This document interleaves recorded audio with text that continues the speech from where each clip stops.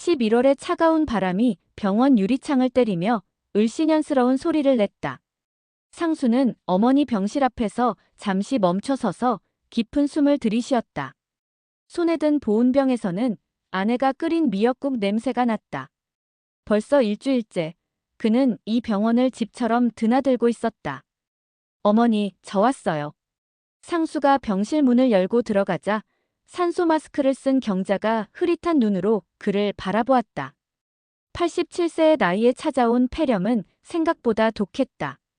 처음에는 단순한 감기려니 했는데 이틀 만에 고열과 기침이 심해져 응급실로 실려왔다. 의사는 나이가 나이인 만큼 예후를 장담할 수 없다고 했다. 상수야, 상수야. 경자가 중얼거리며 마른 손을 뻗었다.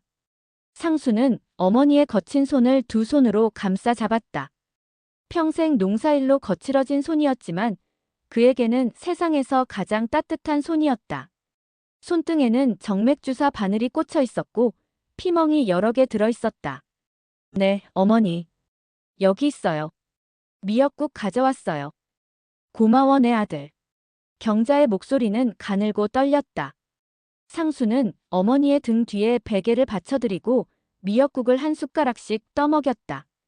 경자는 힘겹게 면모금을 삼키고는 다시 눈을 감았다. 더 드셔야죠, 어머니. 기력을 회복하셔야 해요. 배부르다, 아들아. 너무 많이 줘서. 실제로는 몇 숟가락도 안 드셨지만 경자는 항상 그런 식이었다. 상수가 어릴 때도 자신은 배부르다며 음식을 양보하셨던 어머니였다. 간병인을 쓰자는 친척들의 제안도 있었지만 상수는 고집스럽게 거절했다. 처남이 형님이 쓰러지면 어쩌려고 그러세요라고 말려도 소용없었다. 내 어머니니까 내가 돌봐야지. 남한테 맡길 수 없어. 상수는 회사에 한 달 병가를 내고 병원에 상주하고 있었다. 20년 넘게 다닌 회사였지만 이런 때가 아니면 언제 어머니께 효도하겠는가. 아내는 집에서 아이들을 돌보며 매일 죽을 끓여 보내주었고 큰딸은 대학생이면서도 틈틈이 병원에 와서 할머니 손을 잡아드렸다. 상수는 병실 옆간이 침대에 앉아 어머니의 잠든 모습을 바라보았다.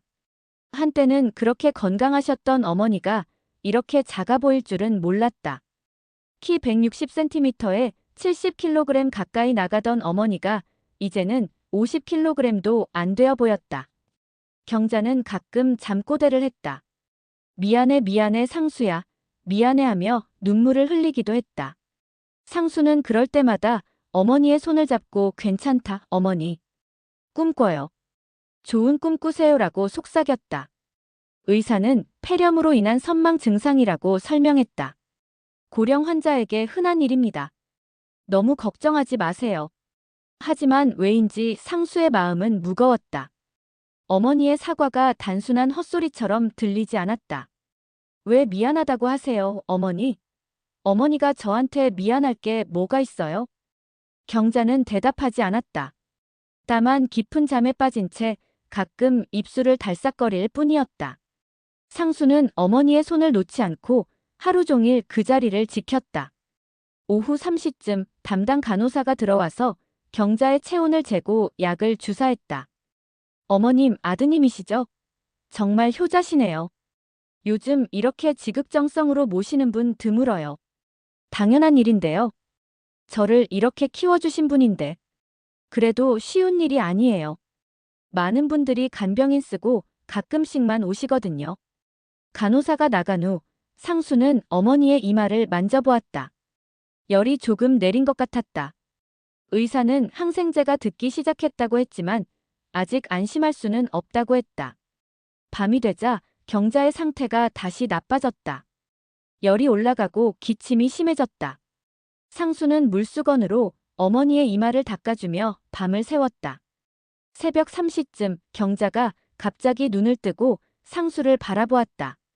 눈동자에 정신이 돌아온 것 같았다. 상수야, 내가 잘못했어. 무슨 소리예요, 어머니? 잘못하신 게 뭐가 있어요? 너를 속였어, 미안해. 상수는 어머니의 이마에 열이 다시 오른 것을 확인하고 간호사를 불렀다. 간호사가 와서 해열제를 주사하고 갔다. 경자는 다시 의식을 잃었고 상수는 그 말의 의미를 알 수 없었다. 뭘 속이셨다는 거예요, 어머니? 하지만 경자는 대답하지 않았다. 상수는 그저 열 때문에 헛소리를 하는 것이라고 생각했다. 하지만 마음 한편으로는 불안함이 스며들었다. 새벽이 되자 경자의 상태가 조금 안정되었다. 상수는 어머니의 곁에서 졸음을 참으며 하루 더 버텼다.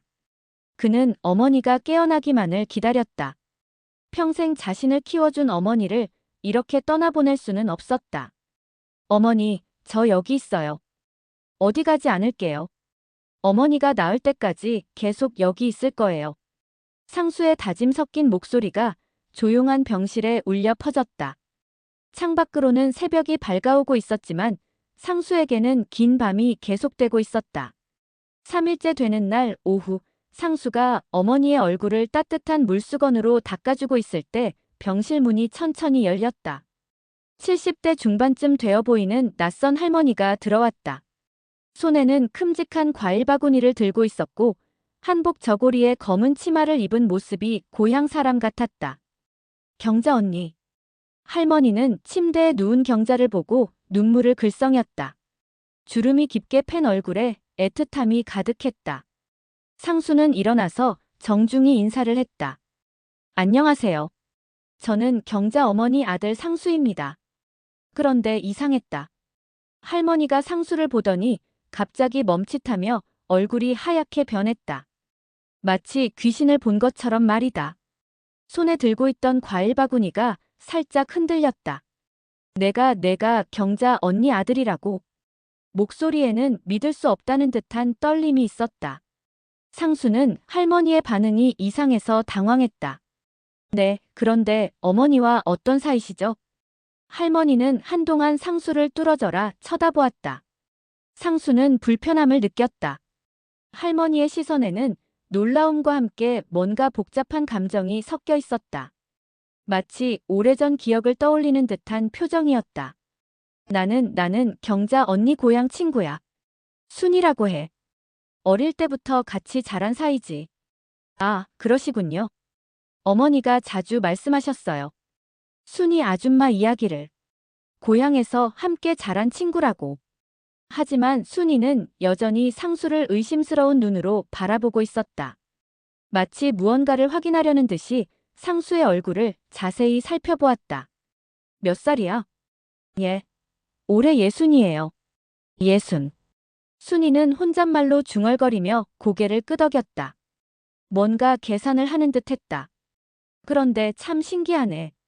경자 언니하고는 전혀 안 닮았어. 그런 말씀 많이 들어요. 아버지 닮았다고 하더라고요. 순이는 고개를 끄덕이며 과일 바구니를 탁자에 놓았다. 하지만 여전히 상수에게서 시선을 떼지 못했다. 그리고 경자의 손을 잡으며 의미심장하게 중얼거렸다. 경자 언니 참 고생 많았지. 정말 많이 고생했어. 무언가 깊은 사연이 담긴 말이었다. 상수는 순이 아줌마에게 어머니의 어린 시절 이야기를 물어보고 싶었지만 분위기가 어색해서 선뜻 말을 꺼내지 못했다. 어머니 상태가 어때요? 많이 안 좋으신가 봐요. 네, 폐렴이 심해서요. 나이가 있으시다 보니까. 그러게 경자 언니도 벌써 그 나이가 됐구나. 나하고 동갑인데. 순이는 경자의 손을 쓰다듬으며 눈물을 닦았다. 그리고 주머니에서 낡은 사진 한 장을 꺼내 잠시 들여다보다가 상수에게 건네주었다. 이것 좀 봐. 흑백 사진이었는데 젊은 시절의 경자와 또 다른 여자가 함께 찍은 것이었다. 20대 초반쯤 되어 보이는 두 여자가 어깨동무를 하고 환하게 웃고 있었다. 이분은 누구세요? 경자 언니 여동생이야. 이름은 영자였지. 참 예쁜 아이였는데. 순이의 목소리가 갑자기 침울해졌다. 상수는 처음 듣는 이름이었다.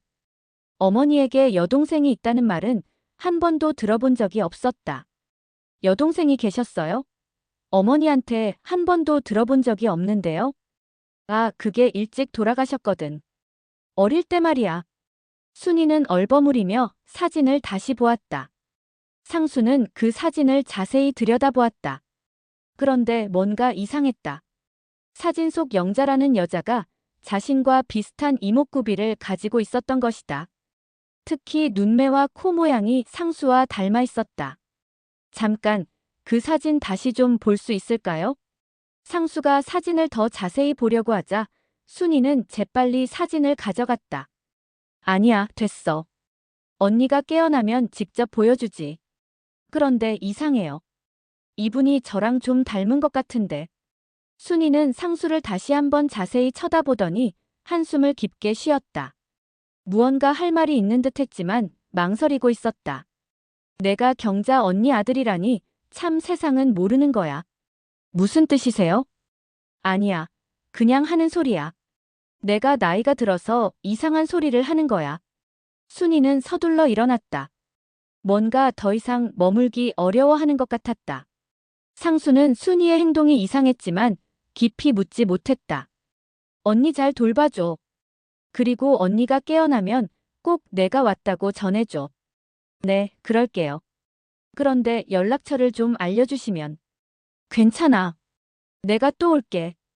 가끔씩 들를 테니까. 순이는 서둘러 병실을 나가려다가 문 앞에서 잠시 멈춰 섰다. 그리고 상수를 돌아보며 말했다. 상수야, 내 어머니 많이 사랑해드려라. 그분은 정말 좋은 분이야. 목소리에 깊은 의미가 담겨 있었다. 상수는 뭔가 이상함을 느꼈다. 어머니의 오랜 친구라면서 왜 그렇게 어색해하는 걸까?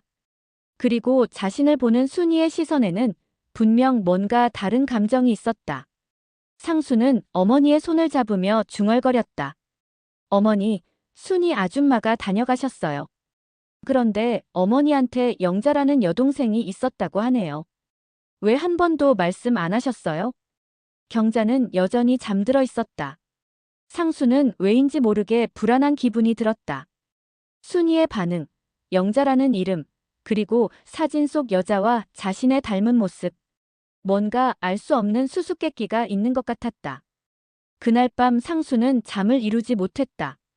계속 영자라는 이름이 머릿속을 맴돌았고 순이의 이상한 반응이 신경 쓰였다. 어머니는 왜 여동생이 있다는 말을 한 번도 하지 않았을까? 일주일이 지나자 경자의 상태가 더욱 악화되었다. 의사는 중환자실 이전을 심각하게 고려해야 한다고 했다. 상수는 막막했다. 병원비는 이미 1,000만 원 가까이 들어갔고 중환자실에 들어가면 하루에 수십만 원씩 더 나갈 것이었다. 형님, 일단 집에 가서 씻고 쉬세요. 제가 오늘 밤 지킬게요. 처남이 병원에 와서 상수를 집으로 보냈다. 상수는 일주일 만에 집에 돌아와 샤워를 하고 잠시 눈을 붙였다. 그리고 병원비를 마련하기 위해 집안 곳곳을 뒤지기 시작했다. 적금 통장, 보험 증서, 혹시 모를 숨겨놓은 현금이라도 있나 싶어서였다. 어머니는 평생 검소하게 사셨지만 그래도 뭔가 비상금은 있을 것이라고 생각했다. 어머니 방에는 오래된 가구들이 가득했다. 50년도 넘은 오동나무 장롱, 어릴 적 추억이 담긴 낡은 화장대, 그리고 벽 한편에는 아버지의 영정사진이 걸려 있었다. 상수는 장롱 위에 있는 낡은 목재 상자를 내려보았다. 어릴 때부터 봐온 상자였지만 한 번도 열어본 적은 없었다. 어머니 중요한 물건들이 있나? 상수는 조심스럽게 상자를 열었다. 안에는 오래된 서류들과 사진들이 정갈하게 정리되어 있었다. 아버지와의 결혼사진, 상수의 어린 시절 사진들, 그리고 각종 서류들이 들어 있었다. 상수는 혹시 보험 증서나 예금 통장이 있나 하고 하나씩 뒤적거렸다. 그때 누렇게 바랜 편지 한 통이 눈에 들어왔다. 경자의 젊은 시절 필체로 쓰인 편지였다. 봉투에는 언니에게라고 적혀 있었다. 상수는 호기심에 편지를 펼쳐보았다. 언니에게. 편지는 누군가에게 보내려다가 보내지 못한 것 같았다. 상수는 편지를 읽기 시작했다. 처음에는 일상적인 안부 인사가 적혀 있었다. 언니, 안녕하신가요? 저는 잘 지내고 있어요. 날씨가 많이 추워졌는데 언니는 몸 조리 잘 하시나요? 평범한 시작이었다. 그런데 편지 중간 부분에서 상수의 손이 떨리기 시작했다. 언니, 나는 이제 어떻게 해야 할지 모르겠어요. 영자가 남긴 아이를 키우기로 했는데 동네 사람들한테는 내 아이라고 했어요. 영자는 이미 세상을 떠났고 아이는 갈 곳이 없어요. 내가 이 아이를 내 친아들로 키우기로 했어요. 아이 이름은 상수라고 지었어요. 상수의 머리가 하얗게 변했다. 편지를 읽는 손이 덜덜 떨렸다. 이게 무슨 소리인가? 자신이 경자의 친아들이 아니라는 뜻인가? 아이가 커서 진실을 알게 되면 어떨까요? 하지만 이 아이를 버릴 수는 없어요. 영자가 마지막에 아이만은 살려달라고 했거든요. 나는 이 아이를 평생 내 아들로 키울 거예요. 아무도 모르게 말이에요. 이 아이가 행복하게 자랄 수 있도록 최선을 다할 거예요. 편지는 계속되었다.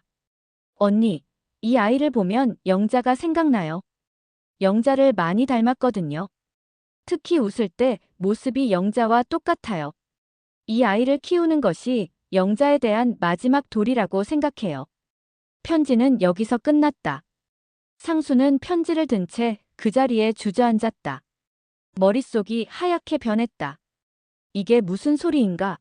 자신이 어머니의 친아들이 아니라는 뜻인가? 이게 뭐야, 이게 무슨 소리야? 상수는 다시 편지를 읽고 또 읽었다. 하지만 내용은 변하지 않았다.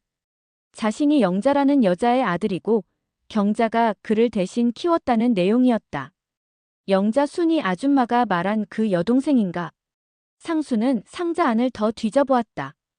그리고 영자의 사진을 몇 장 더 발견했다. 순이가 보여준 사진과 같은 여자였다. 상수는 사진 속 영자의 얼굴을 자세히 보았다. 나랑 닮았어, 진짜 닮았어. 상수는 거울로 달려가서 자신의 얼굴을 들여다보았다. 그리고 영자의 사진과 비교해 보았다. 눈매, 코, 입술의 모양이 거의 똑같았다. 어떻게 이렇게 닮을 수 있을까? 그럼 내가 어머니 친아들이 아니라는 거야? 상수는 바닥에 주저앉았다. 평생 믿어온 모든 것이 무너지는 기분이었다. 60년을 살아오면서 한 번도 의심해 본 적이 없었던 사실이 거짓이었다는 것이다. 상수는 다른 사진들도 하나씩 꺼내서 보았다. 자신의 돌잔치 사진도 있었는데 경자가 자신을 안고 있는 모습이 자연스러워 보였다. 정말 친어머니처럼 말이다. 그런데 유심히 보니 이상한 점이 있었다. 어머니와 아버지의 결혼사진 날짜가 자신이 태어난 날짜보다 몇 달 늦었던 것이다. 보통은 결혼을 하고 아이를 낳는 것이 순서인데 자신이 먼저 태어나고 부모님이 결혼을 했다는 뜻이었다. 뭔가 이상해, 순서가 맞지 않아. 상수는 출생신고서도 찾아보았다.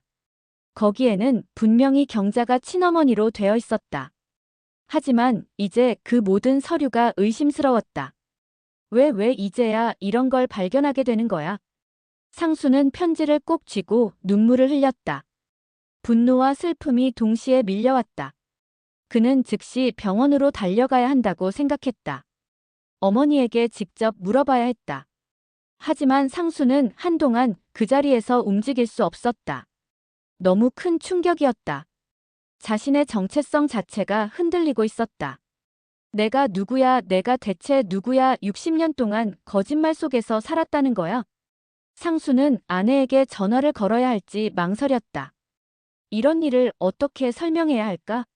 하지만 지금은 무엇보다 어머니에게 직접 확인하는 것이 먼저였다.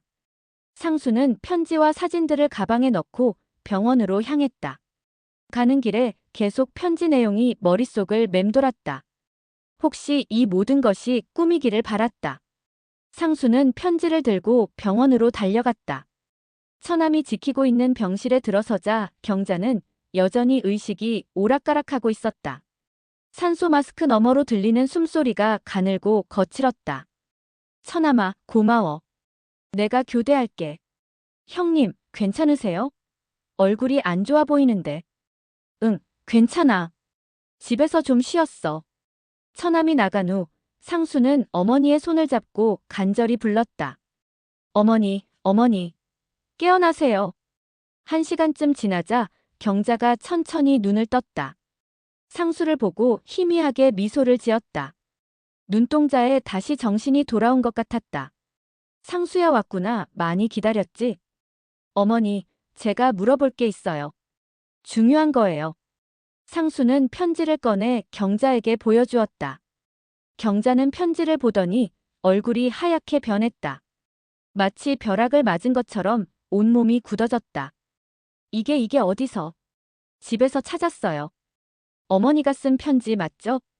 경자는 떨리는 손으로 편지를 받아들고 한동안 바라보았다. 그리고 깊은 한숨을 쉬며 눈을 감았다. 마치 오래전부터 이 순간을 두려워해왔다는 듯이. 이걸 보았구나. 이게 무슨 뜻이에요, 어머니? 제가 어머니 친아들이 아니라는 뜻이에요? 경자는 눈을 감고 고개를 돌렸다. 대답하기 싫어하는 것 같았다. 상수는 어머니의 어깨를 살짝 흔들었다. 어머니, 대답해 주세요. 이게 진짜예요? 상수야, 미안해, 정말 미안해. 경자의 목소리가 떨렸다. 눈물이 줄줄 흘러내렸다. 상수는 어머니의 얼굴을 똑바로 보게 하며 다시 물었다. 어머니, 제발 사실대로 말씀해 주세요. 제가 어머니 친아들이 맞아요? 아니면 이 편지가 진짜예요? 경자는 한동안 말을 하지 못했다. 입술이 떨리며 뭔가 말하려다가 멈추기를 반복했다. 그리고 마침내 눈물을 흘리며 고개를 저었다. 아니야, 넌 내 친아들이 아니야. 상수는 머리를 망치로 얻어맞은 것 같았다. 비록 편지를 통해 예상했지만 직접 듣는 것은 완전히 달랐다. 온몸에 힘이 빠지는 느낌이었다. 그럼 제 친엄마는 누구예요? 내 친엄마는 내 여동생 영자야. 목소리가 간신히 들릴 정도로 작았다. 상수는 다리에 힘이 빠져 의자에 주저앉았다. 영자 이모가 제 친엄마라고요? 그래, 영자가 너를 낳고 병으로 세상을 떠났어. 그때 너는 갓난아기였고 갈 곳이 없었어. 경자는 말을 잇지 못하고 오열했다. 60년 넘게 숨겨온 비밀이 드러나는 순간이었다. 상수는 온몸이 떨렸다. 그럼 왜 지금까지 숨겼어요? 왜 저한테 거짓말을 했어요? 상수야, 그때는 어쩔 수 없었어. 영자가 미혼모라서 동네에서 쫓겨났어. 그 시절에는 미혼모라는 게 정말 큰 죄였거든. 경자는 힘겹게 계속 이야기했다. 영자는 너를 낳고 몸이 너무 안 좋아졌어. 제대로 된 병원도 갈 수 없었고 돈도 없었고 결국 산후병이 악화되어서 죽어가면서 나한테 부탁했어. 아이만은 살려달라고. 그래도 진실을 말했어야죠. 제가 누구인지 알 권리가 있었잖아요. 상수는 소리를 질렀다. 병실에 있던 다른 환자들이 쳐다보았다. 간병인들도 무슨 일인가 하고 쳐다봤다. 상수야, 목소리 좀 낮춰. 다른 분들이. 낮추라고요? 60년 동안 속고 살았는데 목소리를 낮추라고요? 상수는 주체할 수 없는 분노를 느꼈다. 평생 어머니라고 부른 사람이 사실은 이모였다는 것이 받아들여지지 않았다. 그럼 아버지는요? 제가 아버지라고 부른 분은 누구예요? 그분은 정말 내 아버지가 맞아. 영자와 사랑하는 사이였고 결혼하려고 했었거든. 하지만 영자가 죽고 나서 그분도 너무 슬퍼하셨어. 경자는 휴지로 눈물을 닦으며 계속했다. 그래서 우리가 결혼하게 되었고 너를 우리 아들로 키우기로 했어. 그분도 너를 친아들처럼 사랑하셨어. 상수는 더욱 혼란스러웠다. 아버지는 친아버지가 맞지만 어머니는 친어머니가 아니라는 것이었다. 그럼 자신의 정체성은 무엇인가? 그럼 제 출생신고는 어떻게 한 거예요? 그때는 지금처럼 엄격하지 않았어. 산부인과에서 증명서만 떼면 됐거든. 내가 낳은 아이로 신고했지. 말이 안 돼요. 이런 일이 있을 수 있어요? 상수는 병실을 뛰쳐나가려고 했다. 경자가 힘겹게 그의 손을 잡았다. 산소 마스크 때문에 숨이 가팠지만 꼭 잡고 놓지 않았다. 상수야, 제발 내 말 좀 들어봐. 더 이상 들을 말 없어요. 60년간 저를 속였잖아요. 나는 널 정말 내 아들처럼 키웠어. 한순간도 다르게 생각해 본 적 없어. 너를 낳지 않았지만 내가 너를 키웠어. 밤새 열 때문에 울 때 업고 달래고 아플 때 병원 뛰어다니고. 경자의 목소리가 절절했다. 하지만 상수는 더 이상 들을 수 없었다. 그것도 거짓말이었잖아요. 저를 불쌍히 여겨서 키운 거잖아요. 아니야. 사랑이었어. 정말 사랑이었어. 경자는 마지막 힘을 다해 외쳤다. 하지만 상수는 뒤도 돌아보지 않고 병실을 뛰쳐나갔다. 경자는 그런 상수를 보며 오열했다. 상수야 미안해, 정말 미안해 돌아와. 복도에 경자의 울음소리가 메아리쳤다. 간호사들이 달려와서 경자를 진정시켰다. 상수는 병원 로비에 앉아서 머리를 감쌌다.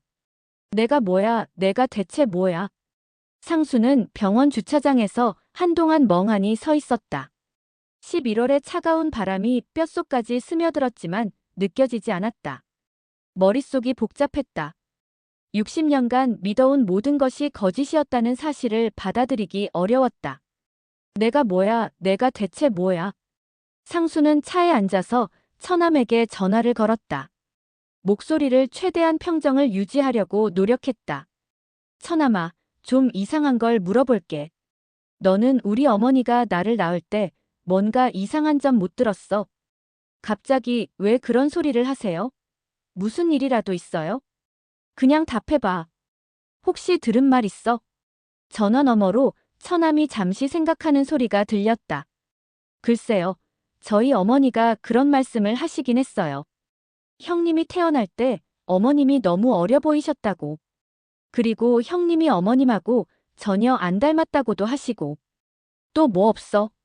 아, 그리고 형님 태어나기 전에 어머님이 갑자기 어디 다녀오셨다고 하더라고요. 몇 달 동안 서울에 있었다가 형님을 데리고 오셨다고. 상수는 전화를 끊고 이번에는 고향에 있는 큰아버지에게 전화했다. 큰아버지, 저 상수예요. 아, 상수야. 어머니 어떠시냐? 많이 편찮으시다고 들었는데. 큰아버지, 제가 물어볼 게 있어요. 저희 어머니한테 영자라는 여동생이 있었어요? 전화 너머로 긴 침묵이 흘렀다.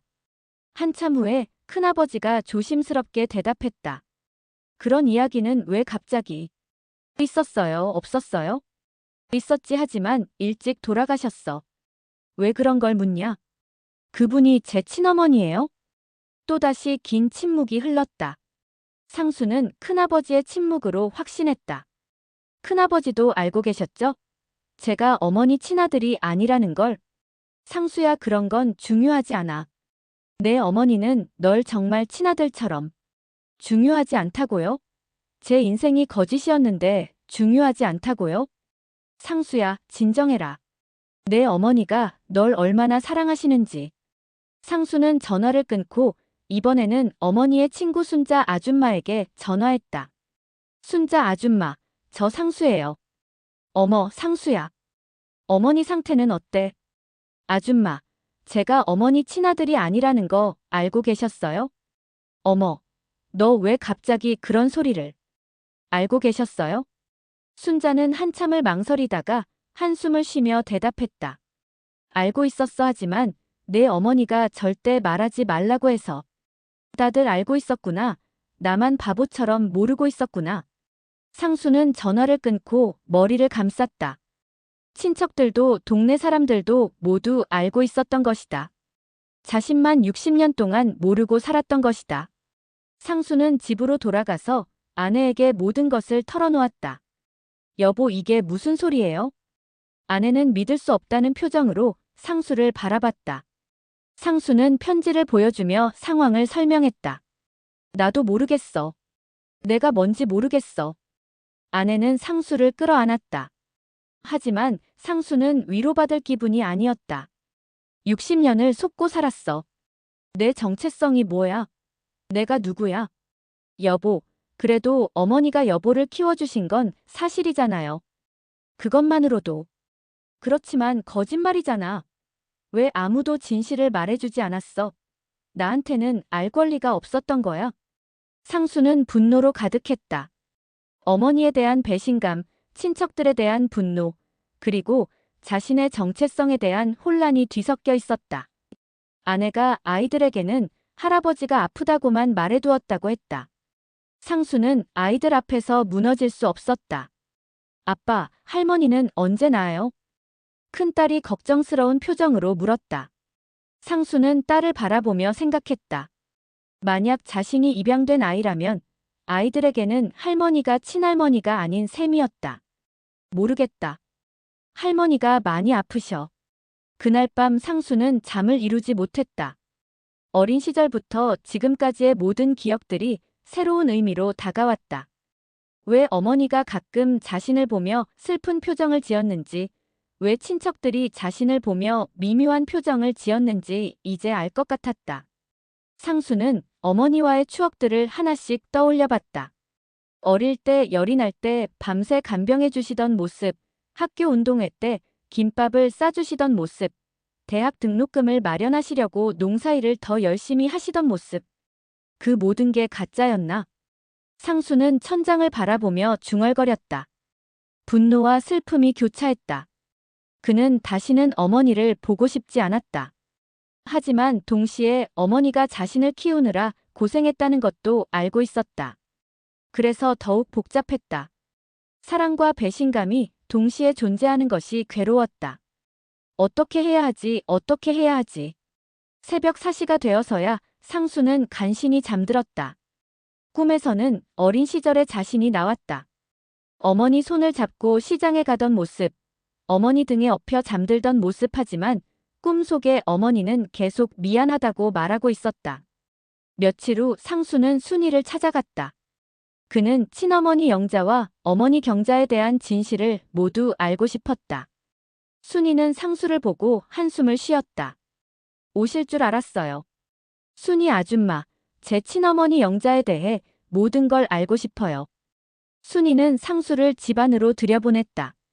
그리고 오래된 사진첩을 꺼내왔다. 먼지가 쌓인 사진첩이었지만 소중히 보관되어 있었다. 앉아요. 긴 이야기예요. 상수는 순이 맞은편에 앉았다. 순이는 사진첩을 펼치며 이야기를 시작했다. 영자는 정말 착한 아이였어요. 경자 언니보다 5살 어렸는데 마을에서 제일 예쁜 아이였죠. 성격도 순하고 마음씨도 착해서 모든 사람들이 좋아했어요. 사진 속 영자는 정말 아름다웠다. 단정한 한복을 입고 수줍게 웃고 있는 모습이 인상적이었다. 상수는 자신의 얼굴과 비교해 보았다. 확실히 닮은 부분이 많았다. 그런데 영자가 20살 때 서울에서 일하던 남자와 사랑에 빠졌어요. 그게 바로 당신 아버지예요. 제 아버지요? 네. 그분은 정말 좋은 분이었어요. 서울에서 공무원으로 일하시고 성실하고 책임감도 강하고 영자와 정말 사랑하는 사이였죠. 순이는 다른 사진을 보여주었다. 젊은 아버지와 영자가 함께 찍은 사진이었다. 두 사람 모두 행복해 보였다. 그분은 영자와 결혼하려고 했었어요. 심지어 양가 부모님 만남도 주선했었죠. 하지만 그때 영자가 임신을 했어요. 그때가 언제쯤이에요? 1964년 봄이었어요. 그 시절에 미혼모가 되는 건 정말 큰일이었어요. 지금과는 완전히 달랐거든요.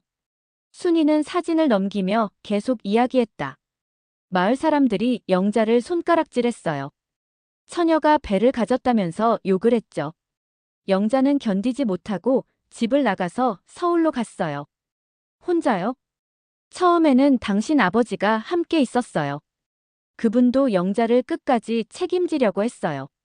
하지만 영자가 결혼하기를 거부했어요. 왜요? 영자는 자신 때문에 그분의 앞길이 막힐까봐 걱정했어요. 그 시절에 미혼모와 결혼한다는 건 남자에게도 큰 부담이었거든요. 순이의 목소리가 가라앉았다. 그래서 영자는 혼자 당신을 낳기로 했어요. 서울 변두리 산부인과에서 혼자 출산했어요. 그런데 출산 후 몸이 너무 안 좋아졌어요. 어떡해요? 제대로 된 병원도 못 가고 돈도 없고 영양도 부족하고 결국 산후풍이 심하게 왔어요. 그때는 지금처럼 의료시설이 좋지 않았거든요. 순이는 영자의 마지막 사진을 보여주었다. 갓난아기인 상수를 안고 있는 영자의 모습이었다. 영자는 야위어 있었지만 아기를 바라보는 눈빛은 사랑으로 가득했다. 영자는 죽어가면서 경자 언니에게 편지를 썼어요. 언니, 내가 못 키우는 이 아이를 부탁해. 내 아이지만 언니 아이로 키워줘. 이 아이만은 행복하게 살았으면 좋겠어. 라고. 상수는 눈물이 났다. 친어머니 영자의 절절한 마음이 느껴졌다. 그리고 마지막에는 이런 말도 했어요. 이 아이가 나를 원망하지 않았으면 좋겠다. 나는 이 아이를 사랑한다고 전해달라고. 그 후에는 어떻게 됐어요? 영자는 당신이 100일도 안 됐을 때 세상을 떠났어요. 마지막까지 당신 걱정만 했어요. 이 아이가 잘 자랐으면 좋겠다. 좋은 부모 만나서 사랑받으며 살았으면 좋겠다고. 순이는 다른 사진을 꺼내 보여주었다. 젊은 시절의 경자가 갓난아기인 상수를 안고 있는 사진이었다. 이 사진 좀 보세요. 경자 언니가 당신을 얼마나 사랑스럽게 안고 있는지. 사진 속 경자의 얼굴에는 정말 모성애가 가득했다. 상수는 그 사진을 보며 마음이 복잡해졌다. 경자 언니는 당신을 위해 모든 걸 포기했어요. 결혼도 늦게 하고 다른 아이도 낳지 않고 오직 당신만을 위해 살았어요. 다른 아이를 안 낳은 이유가 저 때문이에요? 경자 언니는 당신이 나중에 진실을 알게 되면 혼란스러워할까봐 걱정했어요. 그래서 다른 아이를 낳으면 당신이 더 힘들어할 거라고 생각했죠. 상수는 충격을 받았다. 어머니가 자신을 위해 그렇게 큰 희생을 했다는 것을 처음 알았다. 당신 아버지도 마찬가지였어요. 영자가 죽은 후에 경자 언니와 결혼했지만 평생 당신을 친아들처럼 사랑했어요. 그럼 아버지도 저를 불쌍히 여겨서. 아니에요. 사랑이었어요. 진짜 사랑이었어요. 영자에 대한 그리움과 당신에 대한 사랑이 함께 있었던 거예요. 순이는 마지막 사진을 꺼내 보여주었다. 상수가 초등학교에 입학할 때 찍은 가족 사진이었다. 경자, 아버지, 그리고 교복을 입은 상수가 함께 있었다. 이 사진을 보세요. 세 사람 모두 얼마나 행복해 보여요. 이게 가짜일 수 있을까요? 상수는 사진을 바라보며 생각했다. 정말 행복해 보이는 가족의 모습이었다. 경자 언니는 평생 영자를 그리워했어요. 당신을 볼 때마다 영자가 생각났을 거예요. 하지만 한 번도 힘들다고 하지 않았어요. 오히려 영자를 대신해서 더 잘 키우려고 노력했어요. 그럼 동네 사람들은 다 알고 있었나요? 알고 있었죠. 하지만 아무도 말하지 않았어요. 경자 언니가 당신을 얼마나 사랑하는지 다들 알고 있었거든요. 그리고 당신도 정말 착하게 자랐어요. 순이는 상수의 손을 잡으며 말했다. 상수야, 영자는 정말 당신을 사랑했어요. 그리고 경자 언니도 당신을 친아들처럼 사랑했어요. 두 어머니 모두 당신을 위해 살았다고 해도 과언이 아니에요. 그런데 왜 지금까지 아무도 말해주지 않았어요? 경자 언니가 절대 말하지 말라고 했어요. 당신이 행복하게 살았으면 좋겠다고.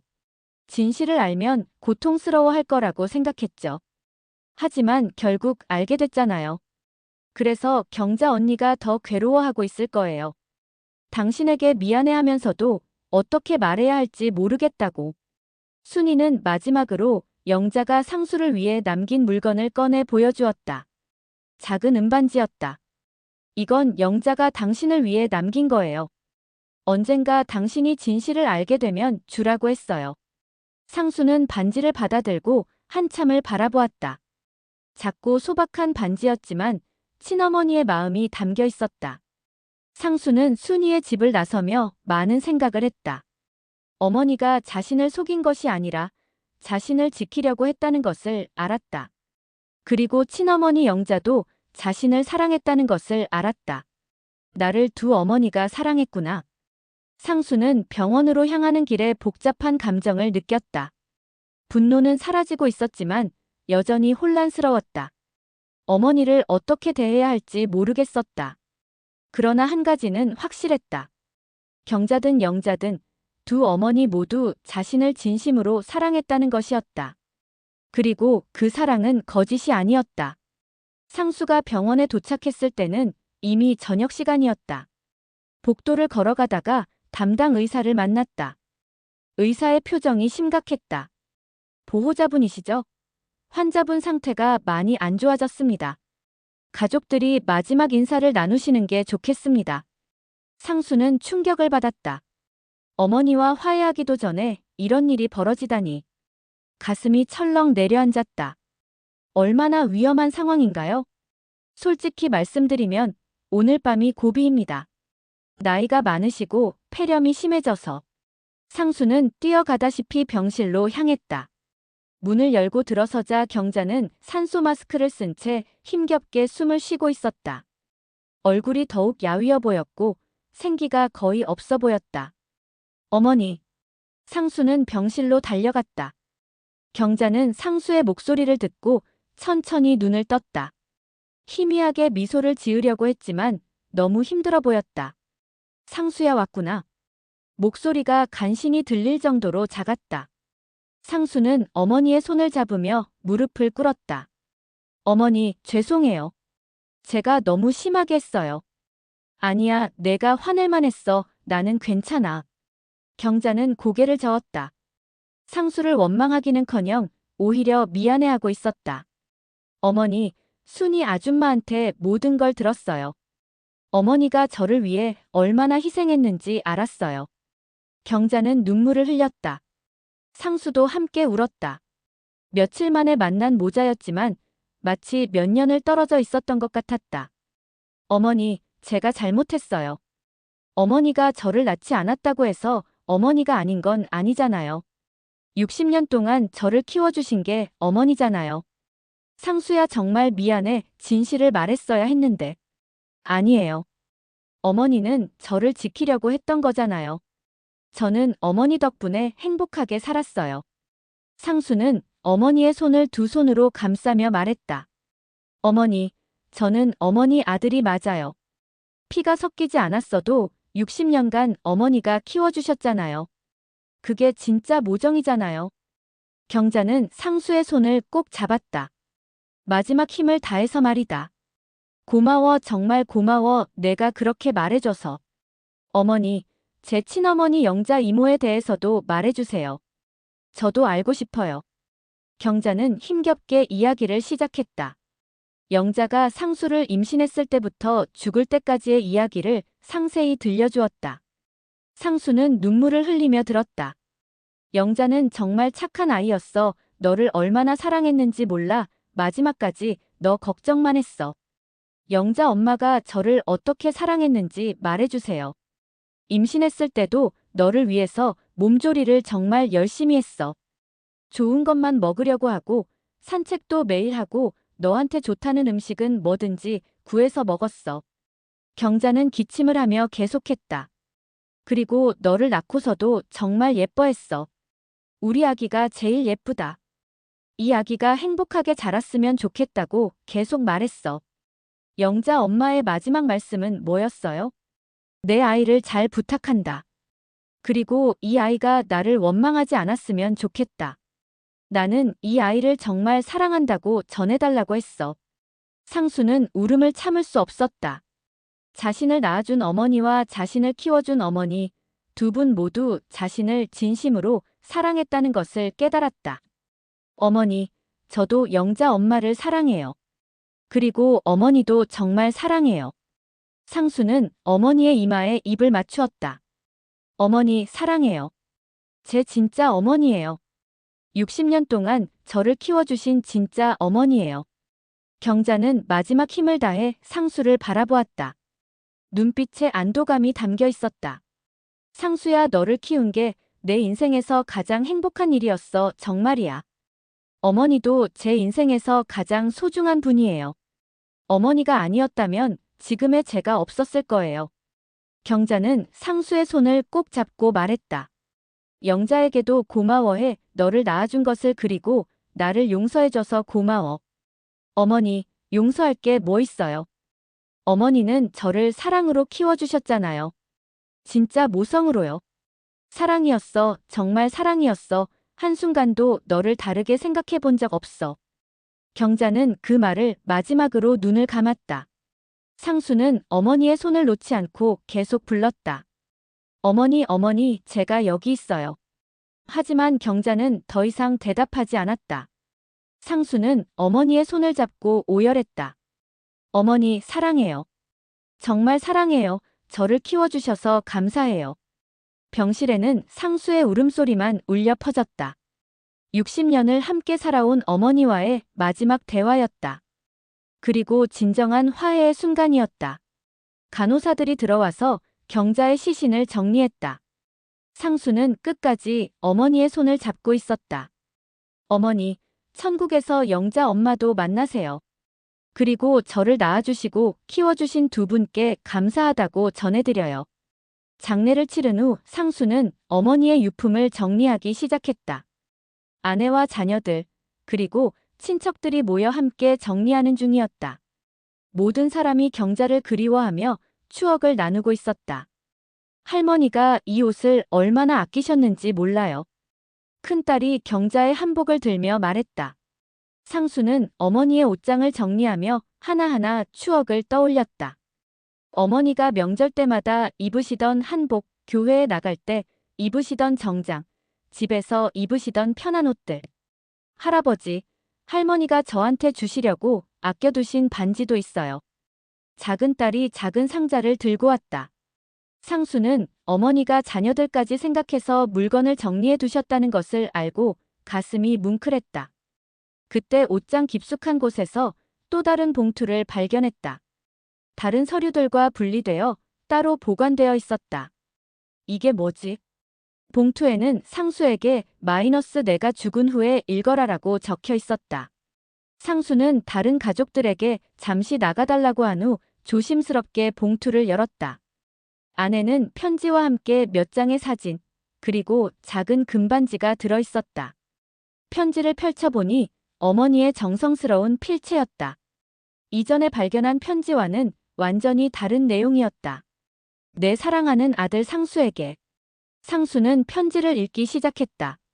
상수야, 이 편지를 읽고 있다는 것은 내가 이미 세상을 떠났다는 뜻이겠지.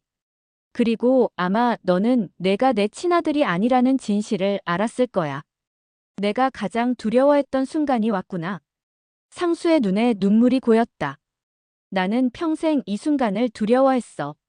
내가 진실을 알고 나를 미워할까봐. 하지만 이제는 모든 걸 말해야겠어. 너에게는 알 권리가 있으니까. 편지는 계속되었다. 너를 내 아들로 만든 것은 내 죄이자 동시에 내 사랑이었어. 영자가 죽어가면서 너를 내게 맡겼을 때 나는 너를 진짜 내 아들로 키우기로 마음먹었어. 한순간도 다르게 생각해 본 적이 없어. 상수는 편지를 읽으며 울었다. 너는 내가 낳지 않았지만 내가 가장 사랑하는 아들이야. 너를 키우면서 느낀 모든 기쁨과 사랑은 진짜였어. 내가 첫걸음을 떼었을 때, 처음 엄마라고 불렀을 때, 학교에서 상장을 받아왔을 때 모든 순간이 내 인생에서 가장 행복한 순간들이었어. 상수는 사진들을 보았다. 어린 시절 자신의 모습이 담긴 사진들이었다. 돌잔치, 첫 생일, 초등학교 입학식, 중학교 졸업식 모든 사진에서 경자는 상수를 사랑스럽게 바라보고 있었다. 나는 너를 통해 영자를 생각했어. 영자가 살아있다면 너를 얼마나 사랑했을까 생각하면서 더욱 사랑했어. 너는 두 어머니의 사랑을 받은 아이야. 영자의 사랑과 나의 사랑을 모두 받은 특별한 아이야. 편지는 더욱 감동적이었다. 내가 아플 때마다 내 마음도 아팠어. 내가 기뻐할 때마다 내 마음도 기뻤어. 이게 가짜 모성일 수 있을까? 나는 너를 정말 내 몸에서 낳은 아들처럼 사랑했어. 내가 결혼해서 아이들을 낳았을 때 나는 정말 행복했어. 내 손자, 손녀들이니까. 비록 피가 직접 연결되지 않았지만 사랑으로 연결된 진짜 가족이니까. 상수는 어머니가 손자, 손녀들을 얼마나 사랑했는지 기억했다. 정말 친할머니처럼 아껴주셨다. 상수야, 나는 너 때문에 다른 아이를 낳지 않았어. 다른 사람들은 왜 아이를 더 안 낳느냐고 물었지만 나는 너 하나로도 충분했어. 너만으로도 내 인생은 완전했어. 이 부분에서 상수는 더욱 감동받았다. 어머니가 자신을 위해 얼마나 큰 희생을 했는지 알 수 있었다. 내 아버지도 마찬가지였어. 영자를 사랑했지만 너를 진짜 아들로 사랑했어. 우리는 피는 나누지 않았지만 진짜 가족이었어. 편지의 마지막 부분에서 상수는 더욱 감동을 받았다. 상수야, 부디 나를 미워하지 말아라. 그리고 영자도 미워하지 말아라. 우리 둘 다 너를 사랑했어. 나는 너를 키우면서 정말 행복했어. 너는 내 인생의 가장 큰 축복이었어. 만약 내가 이 편지를 읽고 있다면 내가 너를 얼마나 사랑했는지 기억해줘. 그리고 너도 행복하게 살아가길 바라. 내가 행복하면 나도 영자도 행복할 거야. 내 아이들에게도 할머니가 얼마나 사랑했는지 말해줘. 그리고 가끔은 할머니 생각을 해줘. 나는 항상 너와 함께 있을 거야.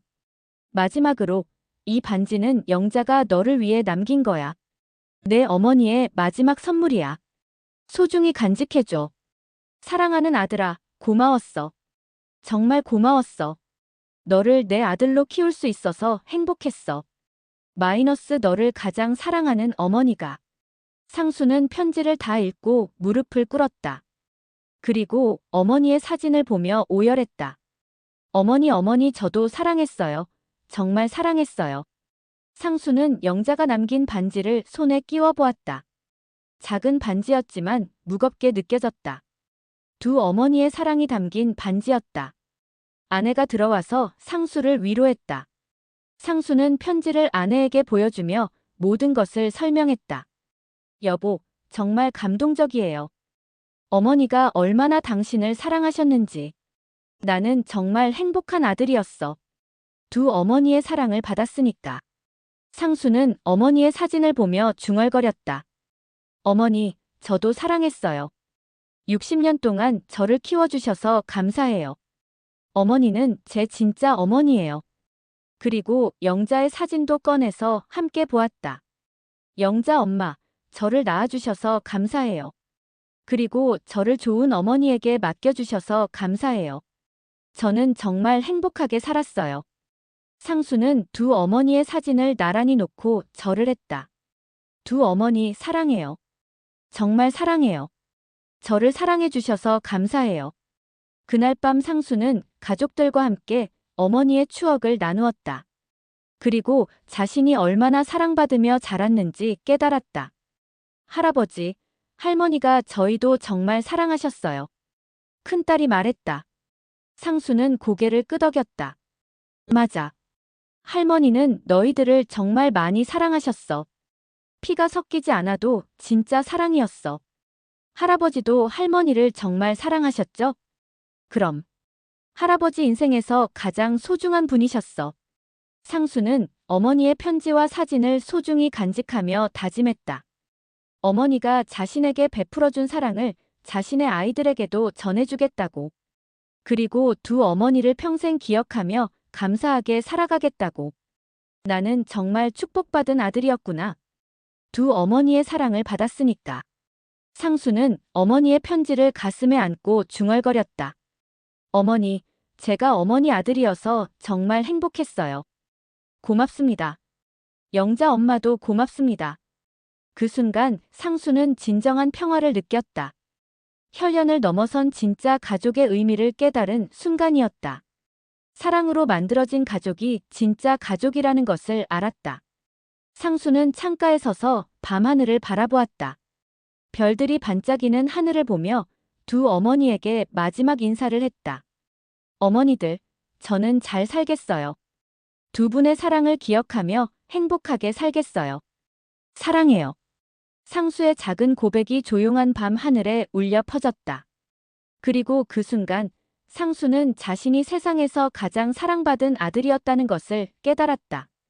혈연보다 깊은 것은 사랑이었다.